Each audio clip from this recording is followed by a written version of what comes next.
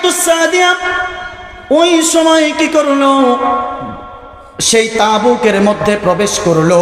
প্রবেশ করে বিশ্ব নবীর চেহারা মোবারক বলে মা আমিনা বিশ্ব নবীকে হালিমাতুস সাদিয়ার কোলে তুলে দিয়েছে। হালিমাতুস সাদিয়া একবার বিশ্ব নবীর চেহারার দিকে তাকায়, আবার চাঁদের দিকে তাকায়। সেই তাবুকটা এমন ছিল, সেই তাঁবুর ভিতর থেকে অদূর প্রান্তে চাঁদটা দেখা যেত। একবার বিশ্বনবীর চেহারার দিকে তাকায়, অপর পার হলো চাঁদের দিকে তাকায়। বিশ্বনবীর চেহারা এত সুন্দর বলে হালিমাতুস সাদিয়া বলে আমি কেমন যেন বিশ্বনবীকে, হালিমাতুস সাদিয়া বলে বিশ্বনবীকে চাঁদের চাইতেও বেশি সুন্দর। দুনিয়াতে আল্লাহ রাব্বুল আলামিন আমাদের নবীকে শেষ নবী হিসাবে প্রেরণ করেছেন। মেরাজের সময় বিশ্ব নবী সাল্লাল্লাহু আলাইহি ওয়াসাল্লাম যখন মেরাজ করতেছিলেন, ষষ্ঠ আসমানে মূসা আলাইহিস সালাতু ওয়াস সালামের সঙ্গে যখন দেখা হলো, মূসা আলাইহিস সালাতু ওয়াস সালাম রসুলকে দেখে কেঁদে দিলেন। রসুল কাদার রহস্যটা কি জিজ্ঞাসা করলেন। মূসা পয়গম্বর বললেন আমার কাদার রহস্যটা হলো আল্লাহ রাব্বুল আলামিন আমাকে জানিয়ে দিয়েছেন সবচাইতে বেশি উম্মত জান্নাতে যাবে আমার উম্মত, অর্থাৎ মূসা আলাইহিস সালাতু ওয়াস সালামের উম্মত। বিশ্বনবী সাল্লাল্লাহু আলাইহি ওয়াসাল্লাম বললেন তাহলে আপনার কাদার কারণটা কি? রাসূলুল্লাহ সাল্লাল্লাহু আলাইহি ওয়াসাল্লামের প্রশ্নের জবাবে মূসা আলাইহিস সালাতু ওয়াস সালাম বললেন কাদার কারণটা হলো আমার উম্মতেরা জান্নাতে যাবে তার চাইতে কোটি কোটি গুণ বেশি আখিরি নবী মুহাম্মদুর রাসূলুল্লাহ আপনার উম্মত আল্লাহ রাব্বুল আলামিন জান্নাত দান করবেন। আল্লাহ রাব্বুল আলামিন শেষ নবীর উম্মতদেরকে যত উম্মত আছে, যত অন্যান্য পয়গম্বরের উম্মত আছে, সকল পয়গম্বরের উম্মতের মধ্যে শেষ নবীর উম্মতদেরকে আল্লাহ রাব্বুল আলামিন আগে জান্নাত দান করবেন, পরবর্তীতে অন্যান্য নবীদের উম্মত।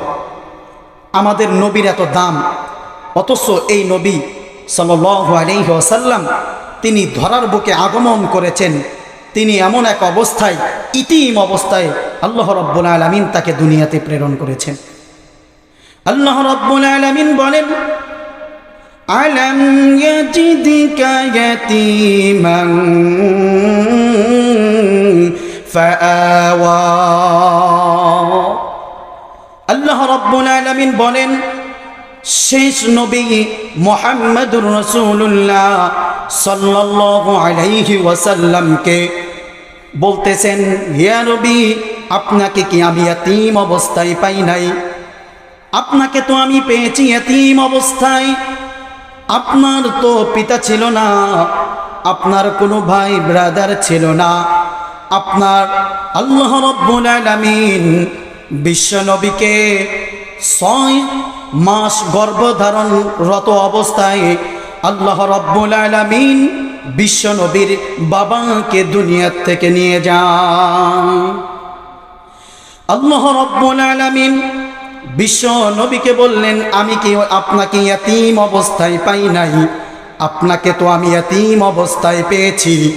আপনি ছিলেন পিতার ভালোবাসা থেকে বঞ্চিত, আপনি ছিলেন বলে পিতার মায়া মমতা থেকে বঞ্চিত।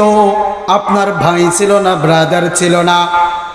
আল্লাহ রাব্বুল আলামিন বিশ্ব নবীকে ইয়াতীম অবস্থায়, দুর্রে ইয়াতীম অবস্থায় পাঠানোর কারণটা কি?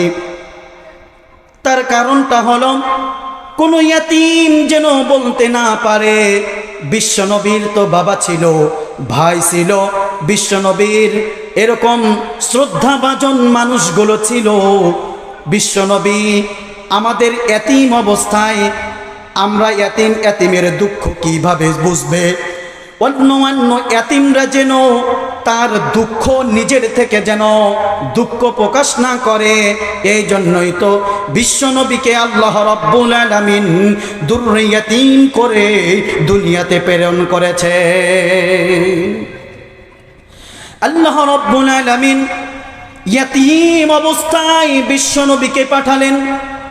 পাঠিয়ে তার এত সুন্দর সুশ্রী চেহারা আল্লাহ রাব্বুল আলামিন তাকে দান করলেন। কেমন চেহারা! বিশ্বনবী দুনিয়াতে আগমন করলেন। আগমন করার পরে মক্কায় একটা প্রথা ছিল, যেই প্রথাটা হলো মক্কা শহরের মধ্যে যেই সমস্ত সন্তানাদি ছিল, ওই সন্তানাদিগুলো তাদেরকে তায়েফ গোত্রের লোকেরা আসতো, তাদেরকে নিয়ে যেত। বলে তাদেরকে নিয়ে যে সেখান থেকে ইনাম পাবে, পুরস্কার পাবে, বাচ্চাদেরকে লালন পালন করবে। এমন অবস্থায় বিশ্বনবী মক্কার জমিনে জন্মগ্রহণ করেছে। তায়েফ থেকে মহিলারা গেছে, তায়েফ থেকে মহিলারা গেছে, আগমন করেছে মক্কায়। মক্কায় আগমন করে সেখানকার বাচ্চাদেরকে নিয়ে আসবে, এই জন্যই তো তারা গেছে। যাওয়ার পরে মক্কার এ ফটকে বিশ্বনবী মুহাম্মদুর রাসূলুল্লাহ সাল্লাল্লাহু আলাইহি ওয়াসাল্লামের 14 দাদা আব্দুল মুত্তালিব মক্কার ফটকে ডেকে ডেকে বলতেছে, তোমরা যারা সাদিয়া গোত্রের থেকে, তায়েফ থেকে যারা আসছো, তোমরা শুনে রাখো, এই যে মক্কার ফটকের মধ্যে এই যে তাবু দেখতেছো, এই তাবুর মধ্যে একজন ইতিম বাচ্চা আছে। এই ইতিম বাচ্চার তো তার পিতার দুনিয়াতে বেঁচে নাই, তিনি তো ইতিম, তাকে নিলে পারে আপনারা বেশি ইনাম পাবেন না, বলে বেশি পুরস্কার পাওয়া যাবে না। সুতরাং এই ইতিমকে তোমাদের যদি কারো অন্তরের মধ্যে দয়ার উদ্রেক হয়, ভালোবাসা হয়, তাহলে এই দরুরি ইতিমকে তোমরা নিয়ে যেতে পারো, তোমাদের দুধ পান করাইতে পারো, তোমরা তাকে লালন পালন করাইতে পারো।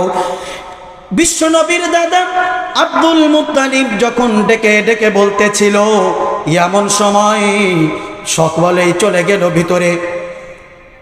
বিশ্বনবীকে কেউ গ্রহণ করলো না, ইতিম বলে কেউ নিল না। বিশ্বনবীর দাদা ডেকে ডেকে বলল, কেউ কিনিবানি, কেউ তাকে নিল না, গ্রহণ করলো না। সকল সাদিয়া গোত্রের সকল মহিলাগণ অদর তাইবের ভিতরে চলে গেল। সেখান থেকে তারা বাচ্চাগুলো তারা সংগ্রহ করলো, স্বাবলম্বী বাচ্চাদেরকে তারা সংগ্রহ করলো। সকলেই স্বাবলম্বী বাচ্চাদেরকে গ্রহণ করার কারণটা হলো তারা বেশি ইনাম পাবে, পুরস্কারটা পাবে। বিশ্বনবীকে কেউ গ্রহণ করলো না। আল্লাহ রাব্বুল আলামিনের নীলা খেলা এখানে। আল্লাহ রাব্বুল আলামিন ওই সময় একজন মহিলা ব্যতীত সকল মহিলাগণ তারা বাচ্চা পেয়ে গেছে। সেই মহিলাটার নাম হলো হালিমাতুস সাদিয়া। বিশ্বনবীজির দুধমা হলেন হালিমাতুস সাদিয়া। হালিমাতুস সাদিয়া তিনি আর বাচ্চাগুলো পেল না। মক্কার অপর প্রান্তরে গেলেন, বাচ্চা কেউ দিল না। হালিমাতুস সাদিয়া বাচ্চা না পাওয়াটার কারণটা হলো হালিমাতুস সাদিয়ার শরীরটা ছিল জীর্ণ শীর্ণ, একদম শুকনে খেটখেটে ছিল। কেউ তাকে বাচ্চা দিল না। বাচ্চা যখন কেউ তাকে না দিল, এক পর্যায়ে হালিমাতুস সাদিয়া ফিরে আসতেছিল, বলতেছিল খালি হাতে ফেরত যাব।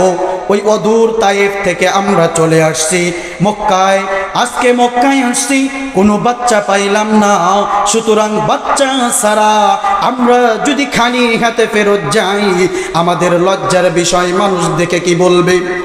সুতরাং হালিমাতুস সাদিয়া তার স্বামীকে ডেকে ডেকে বলল, ও প্রাণের স্বামী। হালিমাতুস সাদিয়ার স্বামীর নাম ছিল হলো হারেস। নামটা কি? হারেস। হারেসকে ডেকে বলল, প্রাণের স্বামী গো, আমরা দূর দূর থেকে তায়েফ থেকে মক্কায় প্রবেশ করেছি। সুতরাং তায়েফে থেকে এসেছি, আমরা যদি খালি হাতে ফেরত যাই লজ্জার বিষয়ে, তাহলে খালি হাতে ফেরত যাওয়ার চাইতে মক্কার প্রধান ফটকে একজন ডাকতে ছিল, ইতিম একটা বাচ্চা আছে, খালি হাতে ফেরত যাওয়ার চাইতে ইতিম বাচ্চাটাকে যদি আমরা নিয়ে যাই কেমন হয়? হালিমাতুস সাদিয়ার স্বামী ডেকে বলল, হে হালিমা, তুমি বাচ্চাটাকে নিতে পারো, ঠিক আছে, তোমার নিতে পারো, একটা শর্ত, যদি বাচ্চাটা যদি সুশ্রী সুন্দর ফুটফুটে যদি সুন্দর হয়, দেখতে যদি অনেক সুন্দর হয়, তাহলে ওই বাচ্চাটাকে তুমি নিতে পারবা। হালিমাতুস সাদিয়া ওই সময় কি করলো, সেই তাবুকের মধ্যে প্রবেশ করলো। প্রবেশ করে বিশ্ব নবীর চেহারা মোবারক বলে মা আমিনা বিশ্ব নবীকে হালিমাতুস সাদিয়ার কোলে তুলে দিয়েছে। হালিমাতুস সাদিয়া একবার বিশ্ব নবীর চেহারার দিকে তাকায়, আবার চাঁদের দিকে তাকায়। সেই তাবুকটা এমন ছিল, সেই তাঁবুর ভিতর থেকে অদূর প্রান্তে চাঁদটা দেখা যেত। একবার বিশ্বনবীর চেহারার দিকে তাকায়, অপর পার হলো চাঁদের দিকে তাকায়। বিশ্বনবীর চেহারা এত সুন্দর বলে হালিমাতুস সাদিয়া বলে, আমি কেমন যেন বিশ্বনবীকে, হালিমাতুস সাদিয়া বলে বিশ্বনবীকে চাঁদের চাইতেও বেশি সুন্দর। হালিমাতুস সাদিয়া বলে, আমি বিশ্ব নবীকে যখন কোলের মধ্যে নিয়েছি, কেমন যেন আমি আকাশের চাঁদটা আমার কোলের মধ্যে এসে গেছে, এত সুন্দর চেহারা। আমি গিয়ে আমার স্বামীকে বললাম, হারেসকে বলতেছে, ও গো প্রাণের স্বামী, আমি এত সুন্দর একটা চেহারাওয়ালা, আমি এত সুন্দর একজন চেহারাওয়ালা সন্তান পেয়েছি, যেই সন্তানকে আমি ইতিপূর্বে আর কখনো দেখি নাই, এত সুন্দর চেহারা। সুতরাং আমার ছেলেটা পছন্দ হয়ে গেছে, আপনাকে রাজি আছেননি? হারিস ডেকে বলে, ঠিক আছে, তুমি নিয়ে আসতে পারো, সুন্দর যদি হয়। হারিস অনুমতি দিল।